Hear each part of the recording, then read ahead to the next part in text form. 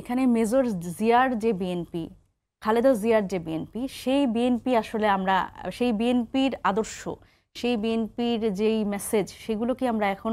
বিএনপির যারা নেতাকর্মীরা আছেন তাদের মধ্যে দেখতে পাই কিনা, এটি একটা বিষয়। এবং দেখেন যে যেই আত্মত্যাগ বলেন, যেই প্রতিপক্ষের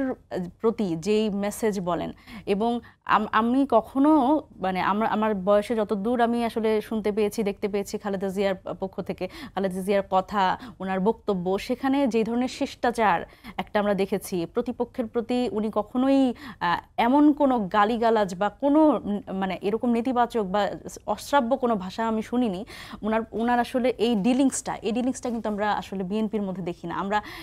যখন আমরা নতুন রাজনৈতিক দল হিসেবেও যখন আমরা আসলাম, তখন কিন্তু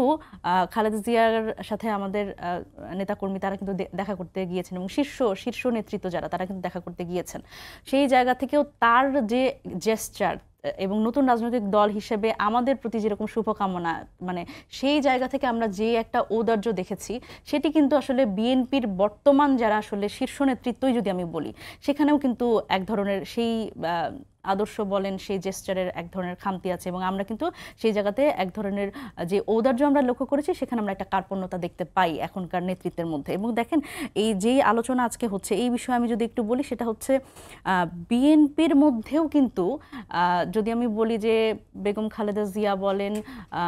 এবং তারেক রহমানের এখন দেশে আসতে না পারার বিষয়টি বলেন,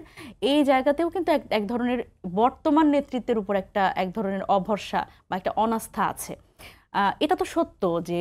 বিএনপির চেয়ারপারসন বেগম খালেদা জিয়ার যে আসলে যখন উনি একদিন কথা বলছেন, উনি ওনার বক্তব্যে শুনলাম, সেটা হচ্ছে যে খালেদা জিয়ার ভয় নাই, রাজপথ ছাড়ি নাই, এই স্লোগান আপনারা দিবেন না। কারণ উনিও জানেন যে উনার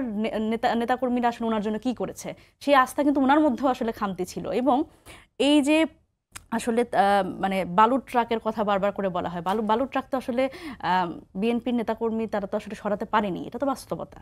এবং এই বেগম খালেদা জিয়ার কিন্তু যে মানে নিজের বাসায় যে অন্তরীণ ছিলেন, সেখানেও কিন্তু আসলে মানে তাকে যে টেনে হেঁচড়েও বের করা হলো, সেটার মধ্যে থেকেও কিন্তু আসলে তাদের নেতাকর্মী আসলে কি করতে পেরেছে, তাদের কিন্তু সেরকম আমরা অ্যাক্টিভিটি দেখতে পাইনি। সুতরাং এই যে শীর্ষ নেতৃত্ব, এবং আপনি খেয়াল করে দেখবেন এই 17 বছরের আন্দোলনে যখন খালেদা জিয়াকে এই শীর্ষ নেতৃত্ব বলেন, এই বর্ষিয়ান রাজনীতিবিদরা তাকে যেরকম বের করে আনতে পারেনি, এবং অনেককেই আমরা কিন্তু দেখেছি যে আওয়ামী লীগের সাথে কম্প্রোমাইজ করে রাজনীতি করতে, এটিও সত্য, এটিও বাস্তবতা, এটা স্বীকার করতে হবে, দিস ইজ দ্য ফ্যাক্ট। তো সেই জায়গা থেকে এই যে খালেদা জিয়ার তারেক রহমানের দেশে আসতে না পারা, এটিও কিন্তু এক ধরনের মেসেজ দেয় যে এই নেতৃত্বরা তারাই আসলে তারেক রহমানের কতটা সুরক্ষা নিশ্চিত করতে পারবে তার ভারপ্রাপ্ত চেয়ারম্যান হিসেবে।